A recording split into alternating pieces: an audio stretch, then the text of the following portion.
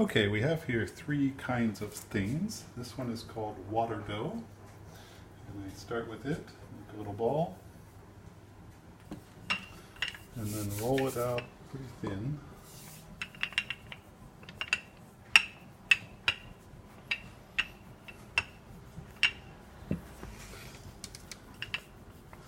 You'll see there's a lot of rolling out in this recipe, but in most of them it has to be thin because it's going to be a pocket for the next layer, but it can't be too thin or it will fall apart. That's probably good enough. Now we take the next one. This one is called oil dough. And I'm going to make a little, they say make a ball, but actually I'm going to make a little rectangle because that will help in the next step. Not very serious about it, but a little bit.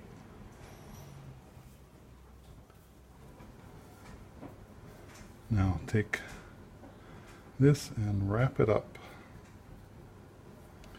inside the water dough.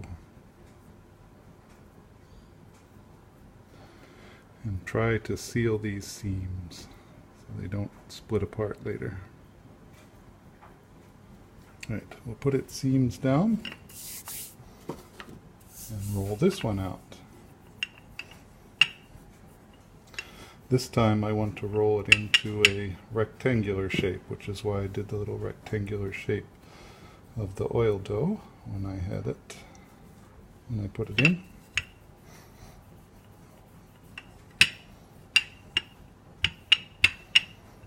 Doesn't matter that it's particularly a good rectangle, just a little bit rectangular. Now we roll it up. And you think about this, we now have a sandwich. The oil dough is inside. So now when I'm rolling it up, this thin layer, it's already multiple layers inside. So we take that, which we've rolled up, and we roll it out into a long, thin, rectangular shape.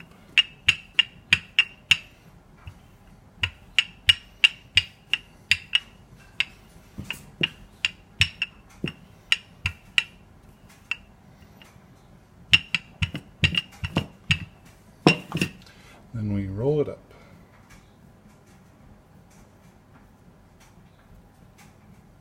And I'm going to use just a touch of water on the end to hold that seam down just a little better. It doesn't hold very well, I've found, but now you see we have a little spiral here. So I'm going to take that spiral and just flatten it, and then we'll roll it out.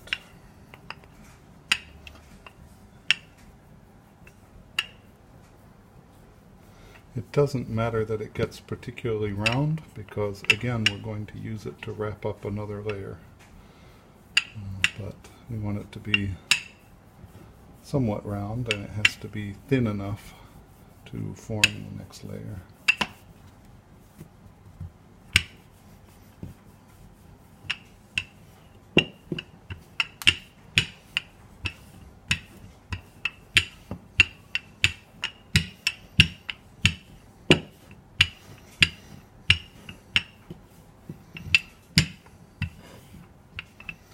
That should do it.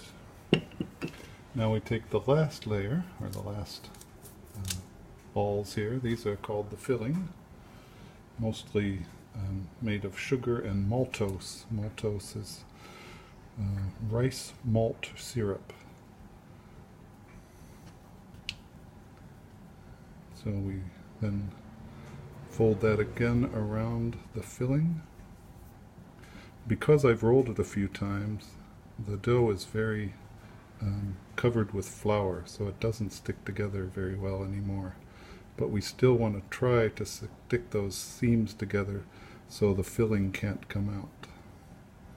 We'll put the seam underneath, because that's where it holds the best. And then roll this out one more time into a nice little round shape. 7 or 8 centimeters, they say.